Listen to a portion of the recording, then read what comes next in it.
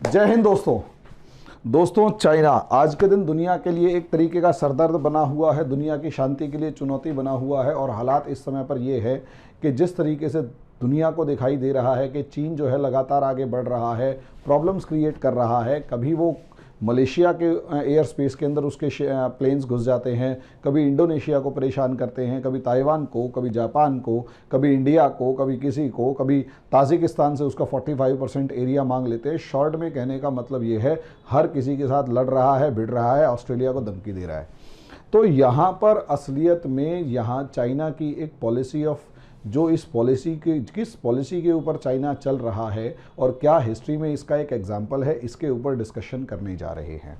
तो दोस्तों इससे पहले जो मैं आपको टॉपिक बता रहा हूं, उससे पहले का थोड़ा सा एक इन्फॉर्मेशन ये है कि हमारा जो एनसीईआरटी का बैच है वो हम लॉन्च कर रहे हैं, क्योंकि कोरोना आ चुका है और ये हम मानकर चल रहे हैं कि बेशक सेकेंड वेव ख़त्म हो चुकी है और सेकेंड वेव ख़त्म होने की वजह से काफ़ी कुछ खुल गया है, लेकिन अभी भी शिक्षा के लिए जो हमारे एजुकेशन कोचिंग सेंटर हैं वो नहीं खुल रहे। और अगर खुलेंगे भी तो दोस्तों 300-400 बच्चों के बैच के अंदर आप पढ़ने वाले हैं नहीं, इन्फेक्शन ही लेके आओगे, क्योंकि बंद कमरों में जिस तरीके से क्लासरूम्स होते हैं इन्फेक्शन फैलने के चांसेस ज़्यादा रहेंगे। ऐसे में बच्चा घर से बाहर निकलेगा तो खतरा ज़्यादा है। तो इसीलिए स्टडी एट होम वाला कंसेप्ट आप अपनाएं, स्टडी एट होम का जो कंसेप्ट है उसे अपनाएं। और इसी स्टडी एट होम के अंदर हम लोग बेसिक एनसीईआरटी का कोर्स आपको करवा रहे हैं।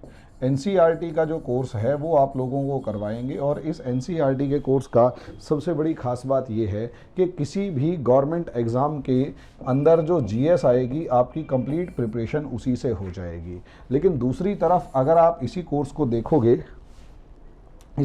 देखोगे अगर आप, तो यहाँ पर एनसीईआरटी के कोर्स के साथ अगला जो पार्ट है वो अगर आप यूपीएससी और पीएससी दोनों के दोनों उठाकर अगर आप देखते हैं, समझे, तो इनका बेसिक कंसेप्ट तो क्लियर होंगे ही होंगे, साथ में पीटी वाला पोर्शन भी अच्छे तरीके से प्रिपेयर हो जाएगा। तो दोस्तों इसलिए अगर आप लोग इसकी तैयारी कर रहे हैं, एनसीईआरटी के कोई भी गवर्नमेंट एग्जाम की तैयारी करना चाहते हैं, तो आपके लिए एनसीईआरटी का कोर्स बहुत ज़्यादा बेनिफिशियल है। अब आ जाती है बात फीस की।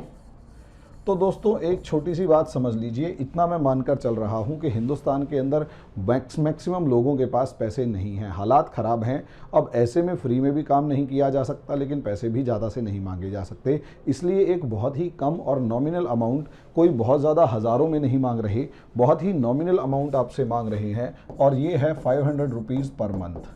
अब इस 500 रुपीज़ पर मंथ में अगर आपका पूरे का पूरा एनसीईआरटी का कोर्स हो जाता है तो इसमें कोई बुराई नहीं है, और आप एक ऐसे कोर्स को प्रिपेयर करके आगे बढ़ेंगे जिसके बाद आपको किसी किताब को पढ़ने की कोई ज़रूरत नहीं बचेगी। अब आ जाते हैं दोस्तों टॉपिक के ऊपर, और टॉपिक है चाइना की पॉलिसी। कौन सी पॉलिसी है जिसके ऊपर चाइना इस समय पर चल रहा है और पूरी दुनिया को डरा रहा है। दोस्तों असलियत में अगर आप इस पॉलिसी को समझना चाहते हैं तो इस पॉलिसी से पहले एक पॉलिसी आपको समझनी पड़ेगी जो जर्मनी के कैसर विलियम ने अपनाई थी। जर्मनी के जो कैसर विलियम थे, जिनकी वजह से माना जाता है कि फर्स्ट वर्ल्ड वॉर हुआ था, वो असलियत में एक पॉलिसी अपना रहे थे।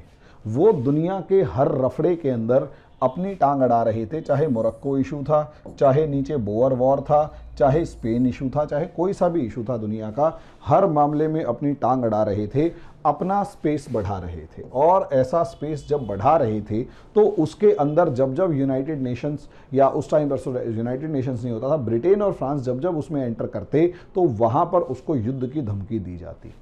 अब इसी चीज़ को अगर आप यहाँ पर देख लेते हैं, इसी चीज़ को अगर आप यहाँ आकर देखेंगे तो आपको काफ़ी कुछ नई चीज़ें नज़र आएंगी। कोई नई चीज़ नज़र नहीं आएगी, सब कुछ वैसा ही नज़र आएगा कि अगर चाइना को देखें तो यहाँ पर कोरोना चल रहा है, और इस कोरोना के अंदर मोटे तौर पर अगर आप देखेंगे तो यहाँ चाइना बहुत सारे ऐसे ऐसे काम कर रहा है जो समझ में नहीं आ रहे, या दुनिया नज़र तो बनाए हुए है लेकिन वो कहीं और ही गेम चल रही है। एक गेम है कि भाई जापान के साथ उसका डिस्प्यूट है, और आए दिन कभी उसके जहाज़ सेनकाकू आइलैंड से लेकर उसकी टेरिटोरियल वाटर्स में घुसते हैं, कभी और जब जब जापान आगे बढ़ता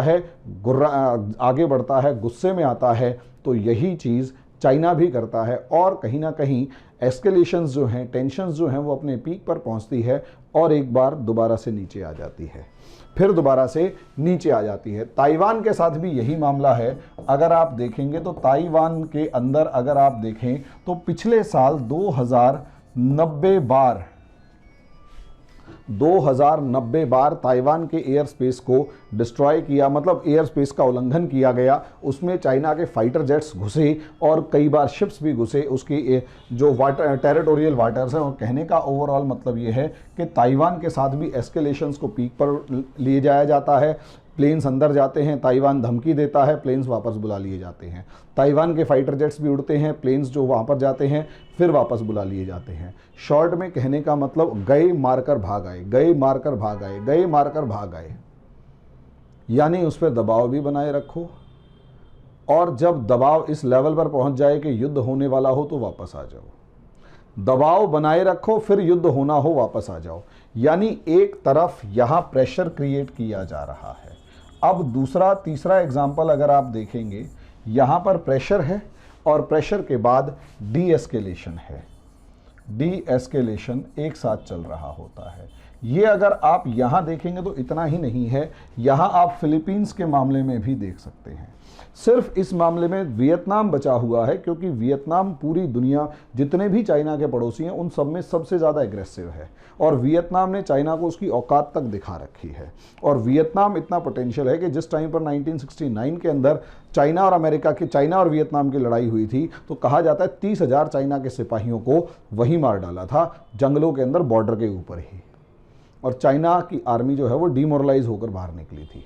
अब ऐसी सिचुएशन के अंदर अगर आप देखोगे तो फिलीपींस के अंदर क्या है, चाइनीज नेवी उसके टेरिटोरियल वाटर्स में घुस जाती है और 250 फिशिंग शिप्स, 200 से ज़्यादा फिशिंग बोट्स जो हैं वो उसके किनारों के आसपास जो है वो फिशिंग कर रही होती है। अब जब फिलीपींस की जो गवर्नमेंट है वो चीखना चिल्लाना शुरू करती है और अपना कहीं ना कहीं अपनी सिक्योरिटी के लिए आर्मी से लेकर दुनिया के दूसरे देशों से मदद ले रही है, आर्मी को तैयार कर रही है, उसके बाद एकदम से पता लगा चाइनीज शिप्स वापस चले गए। वही काम आज के दिन मलेशिया के साथ हो रहा है। पिछले कुछ दिनों के अंदर 2-3 बार ऐसा हुआ कि चाइना के जो फाइटर जेट्स हैं वो एक साथ 15-20, 10-12, 15-20 ऐसे मलेशिया के जो एयर स्पेस है उसमें एंटर करते हैं, वहाँ फ्लाई करते हैं, और जैसे ही मलेशिया चेतावनी देता है वो चले जाते हैं। इंडोनेशिया के साथ भी यही है कि इंडोनेशिया के वाटर्स के अंदर वो सारे के सारे शिप्स पहुँचते हैं, वो सारे शिप मतलब चाइना के शिप्स पहुँचते हैं, यहाँ तक कि उसकी जो फिशिंग बोट्स हैं उन तक को डुबो दिया जाता है, फिशिंग वेसल्स तक को डुबो दिया जाता है। और उसके बाद जब इंडोनेशिया अपोज करने की बात करता है, तैयारी करता है, तो एकदम से पीछे हट जाया जाता है। यहाँ यही काम इंडिया के साथ भी किया गया। पूरा 1 साल आर्मी को इंडिया के स्पेस के अंदर ले जाकर बिठा दिया गया।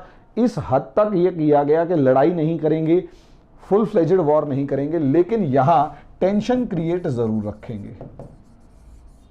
अब यहाँ टेंशन क्रिएट रखेंगे। अब यहाँ इंडिया जब पीछे नहीं हटा और इंडिया को ऐसा लगा कि इंडिया जो है वो फुल फ्लेजेड वॉर के मूड में है, और जिस तरीके से गलवान वैली का एक अटैक हुआ था और उसके अंदर इंडिया ने जो मुंह तोड़ के जवाब दिया था, और चाइना आज तक अपने असली नंबर ऑफ कैजुअलिटीज़ हैं, कितने बंदे मरे, वो चीज़ नहीं बता रहा है। तो ऐसी सिचुएशन के अंदर आप ये देखिए कि इंडिया के साथ भी जब वॉर लाइक सिचुएशंस बढ़ी तो 12 बार की मीटिंग होने के बाद भी टेंशन्स को धीरे धीरे कम किया गया। यानी लड़ाई नहीं की, यानी लड़ाई नहीं हुई। अब सवाल यही है, लड़ाई नहीं हुई यानी war has not taken place, लेकिन घुर्कियां, प्रेशर मेंटेन करने की कोशिश की जाए तो हाँ प्रेशर मेंटेन हो रहा है। लेकिन यहाँ हिडन तौर पर अगर आप देखें, छुपे हुए तौर पर अगर आप देखें, तो एक चीज़ बहुत ज़्यादा यहाँ पर साफ नज़र आ रही है। और जो चीज़ साफ नज़र आ रही है वो क्या, कि असलियत में चाइना अपना क्लेम बनाए हुए है, अपना दावा उन जगहों पर बनाए हुए है। अगर आपका प्लेन मलेशिया के चाइना का प्लेन मलेशिया के एयर स्पेस में गया तो असलियत में जो बात देखने लायक है वो ये, जो जवाब सुनने लायक है वो ये कि भाई असलियत में ये जो प्लेन आए हैं ये उस इलाके में गए हैं जो कि डिस्प्यूटेड है, जो अभी तक जहां पर बाउंड्री क्लियर नहीं है।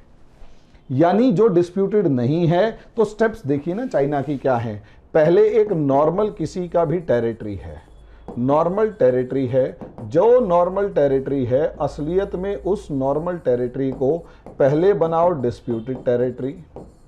डिस्प्यूटेड टेरिटरी जब बनाओगे यानी उसको विवादित क्षेत्र बनाओ। विवादित क्षेत्र के बाद आ जाती है तुम्हारी सलामी स्लाइसिंग, और जैसे ही सलामी स्लाइसिंग आती है हर रोज कुछ ना कुछ 6 इंच 10 इंच कुछ मीटर 2 मीटर 50 100 मीटर धीरे धीरे आगे बढ़ते जाओ। 100 200 500 मीटर 1 किलोमीटर 2 किलोमीटर 5 किलोमीटर आगे बढ़ते जाओ। लड़ो मत और जाके वहां बैठ जाओ और सामने वाले का पेशेंस लेवल चेक करो। यानी जब हाइट ऑफ पेशेंस आ जाए, हाइट ऑफ पेशेंस आ जाए तो उस इलाके का थोड़ा इलाका सम फ्रेगमेंट जो है उसको खाली कर दो और फिर दोबारा यही पॉलिसी को अपनाते जाओ। समझे?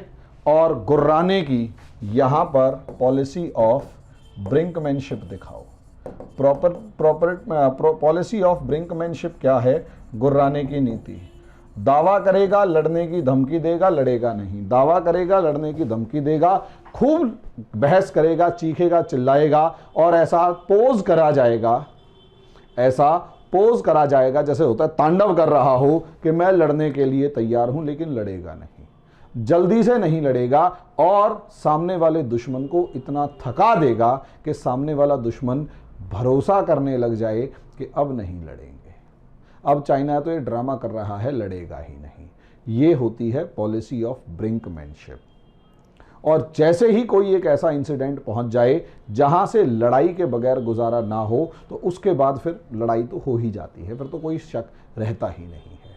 यही है पॉलिसी ऑफ ब्रिंकमैनशिप जो चाइना अपना रहा है।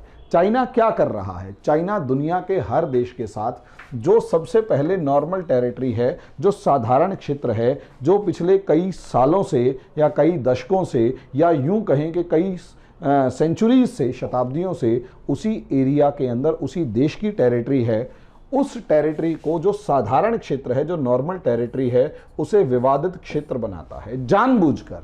मलेशिया के साथ भी ऐसा ही कर रहा है।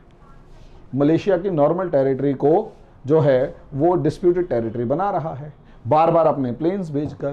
ताइवान की नॉर्मल टेरिटरी को डिस्प्यूटेड टेरिटरी बना रहा है, जापान की नॉर्मल टेरिटरी को डिस्प्यूटेड टेरिटरी बना रहा है, इंडोनेशिया फिलीपींस के साथ भी ऐसा ही कर रहा है, ब्रुनेई के साथ ऐसा ही कर रहा है, लाओस और म्यांमार के साथ ऐसा ही कर रहा है। इंडिया उसको जवाब दे रहा है। इंडिया उसे डिस्प्यूटेड टेरिटरी बनने नहीं दे रहा। वो ये कह रहा है कि इंडिया की आज तक भाई 12 मीटिंग्स के अंदर क्या इंडिया भी पेशेंस से काम ले रहा है, वो भी पेशेंस से काम ले रहा है। वो इंडिया को फ्रस्ट्रेट करना चाहता है, इंडिया उसे फ्रस्ट्रेट करना चाहता है। गलवान वैली का जो क्लैश था वो फ्रस्ट्रेशन का ही नतीजा था और दोनों तरफ से जो थे वो फिर बराबर से लड़े। वो रियलिटी है। और जब गलवान का क्लैश हुआ और जब चाइना ने ये देखा कि चाइना की हालत जो है इंडिया के सामने उतनी ताकतवर नहीं है और इंडियन आर्मी जो है दुनिया की सबसे ज़्यादा बैटल हार्डल आर्मीज़ में से एक है, जिसको युद्ध का सबसे ज़्यादा, जिस दुनिया के जिन आर्मीज़ को युद्ध का सबसे ज़्यादा एक्सपीरियंस है उसमें इंडियन आर्मी है। यानी इंडियन आर्मी का जो लेवल है वो best of the best European armies के कंपैरिजन में रखा जाता है। यानी यूरोपियन आर्मीज़ को जो बैटल का एक्सपीरियंस है, जिसमें अमेरिका, ब्रिटेन, फ्रांस इस तरीके की आर्मीज़ हैं, वैसा ही एक एक्सपीरियंस जो है इंडियन आर्मी को है, जो पाकिस्तान के साथ लगभग 4 लड़ाइयाँ लड़ चुकी है, एक लड़ाई चाइना के साथ लड़ चुकी है। और कश्मीर के अंदर जिस तरीके से इंडियन आर्मी एनकाउंटर्स वगैरह कर रही है वो एक्चुअली और कुछ नहीं तो फाइट, मतलब एक तरीके से फाइटिंग प्रैक्टिस है। और रही सही कसर जब सियाचिन ग्लेशियर के ऊपर अपनी पोजीशन को मजबूत करने का एक मामला आता है तो ऐसी सिचुएशन के अंदर और कुछ नहीं तो हमारे जो जवान हैं उनको ट्रेनिंग मिलती रहती है एक्सट्रीम वेदर के अंदर भी रहने की। और यही रीज़न है जो बटालियंस लद्दाख के अंदर अपॉइंट हुई थी उनको प्रीवियस एक्सपीरियंस, सियाचिन ग्लेशियर का प्रीवियस एक्सपीरियंस बहुत अच्छा खासा था। और यही रीज़न है 1 साल के अंदर उनको कुछ खास प्रॉब्लम्स नहीं आई क्योंकि वो अपनी बॉडी को अडॉप्ट कर चुके थे। और चाइना को अपने 95% तक सैनिकों को बदलना पड़ गया 1 साल उस एक्सट्रीम वेदर के अंदर, क्योंकि -50 डिग्री के अंदर कौन रह पाता है। इंडियंस इतने स्ट्रांग हैं कि रह पा रहे हैं। हालांकि प्रॉब्लम्स इनको भी आई लेकिन वो वाली प्रॉब्लम्स नहीं आई जो चाइना को सारी की सारी पूरी की पूरी बटालियन ही बदलनी पड़ गई और 90% सैनिकों को वापस भेजना पड़ गया और उसकी जगह नई सेना लगानी पड़ गई। तो असलियत में समझिए क्या उसको क्या कर दिया डिस्प्यूटेड टेरिटरी। इंडिया ने तो उसे डिस्प्यूटेड टेरिटरी बनने नहीं दिया। इंडिया सिर्फ एक चीज पे अड़ा रहा कि अप्रैल या मार्च 2020 से पहले जहां चाइनीज आर्मी थी वहीं जाओ, उसके बाद बात करेंगे। बहस थी। और इंडिया को एक्चुअली डोकाला का एक्सपीरियंस है ना, इंडिया को डोकालाम का एक्सपीरियंस है। इंडिया डोकालाम के अंदर इसी चीज पर अड़ा रहा। 73 दिन का स्टैंड ऑफ था, 73 दिन का, 73 डेज। उसमें 73 डेज में क्या स्टैंड ऑफ था कि इंडिया सिर्फ एक चीज पर अड़ा रहा कि जो आपकी पुरानी सिचुएशन है उसमें जाइए, वरना हम यहीं बैठे हुए और लड़ेंगे। बात तभी आगे बढ़ेगी जब आप पुराने वाली पोजीशन पर पहुंच जाएंगे। अब बाकी जो देश हैं उनको ये वाला एक्सपीरियंस अभी था नहीं। ऑस्ट्रेलिया के साथ लड़ रहा है, ऑस्ट्रेलिया को साफ कह रहा है कि आप साउथ चाइना सी में नहीं आएंगे। बहस शुरू हो चुकी है, क्लेम शुरू हो चुके हैं। और नतीजा क्या है, अब चाइना बहुत ही बारीकी से उसको सलामी स्लाइसिंग करता है। सलामी स्लाइसिंग के ऊपर पुराना एक वीडियो है, फिर भी 2 लाइनों में अगर आप समझे तो कुछ नहीं है। मान लिया ये चाइना की बाउंड्री है, इसके ऊपर इंडिया और चाइना दोनों के दोनों टिके हुए हैं। चाइना ये कहेगा कि यहां से 10 किलोमीटर का जो इलाका है ये डिस्प्यूटेड है। सबसे पहले दूसरे देश के टेरिटरी के 10 किलोमीटर अंदर के इलाके को डिस्प्यूटेड बनाएगा। अब जैसे ही वो डिस्प्यूटेड होगा तो सामने वाला देश भी बहस में उलझ जाएगा कि डिस्प्यूटेड है तो कैसे काम करें। भूटान के साथ यही काम किया जा रहा है। भूटान का अप्रॉक्सीमेट 40% इलाके पे चाइना क्लेम कर चुका है। भूटान, अब यहां भूटान के साथ सबसे बड़ी प्लस पॉइंट यह है कि भूटान के साथ इंडिया खड़ा हुआ है और इंडिया चाइना की टैक्टिक्स को काफी हद तक समझ चुका है। वो बिल्कुल उससे सीधे मुंह उस मामले में बात नहीं करता। चाइना प्यार से बात करेगा तो प्यार से बात कर लेते हैं, वैसे करेगा तो वैसे। यानी अब कोई पॉलिसी ही नहीं है, कोई पॉलिसी नहीं है चाइना की। वही पॉलिसी है कि तुम जैसा बिहेव करोगे तुम्हारी ऐसी तैसी। मिररिंग पॉलिसी है कि जैसा तुम करोगे वैसा हम करेंगे, टिट फॉर टैट है। समझे? ये अभी समझ नहीं पा रहे और चाइना इसी पॉलिसी में दुनिया को फंसा रहा है। चाइना इसी पॉलिसी में दुनिया को फंसा रहा है और इसी को एक ब्रॉड वे में कहा जाता है policy of brinkmanship. Policy of brinkmanship, गुर्राने की नीति। गुर्राते रहो, सामने वाले को युद्ध का डर दिखाते रहो और आगे बढ़ते रहो और क्लेम करते रहो, दावा करते रहो कि ये मेरा, ये मेरा, ये मेरा, ये मेरा।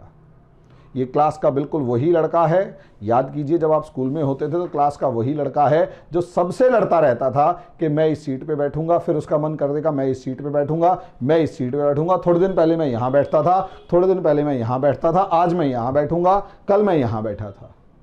वो सीट के नाम पे सबसे लड़ता रहता है और हर कोई उससे परेशान रहता है। लेकिन थोड़ा ताकतवर भी है तो हर कोई उससे डरता भी है।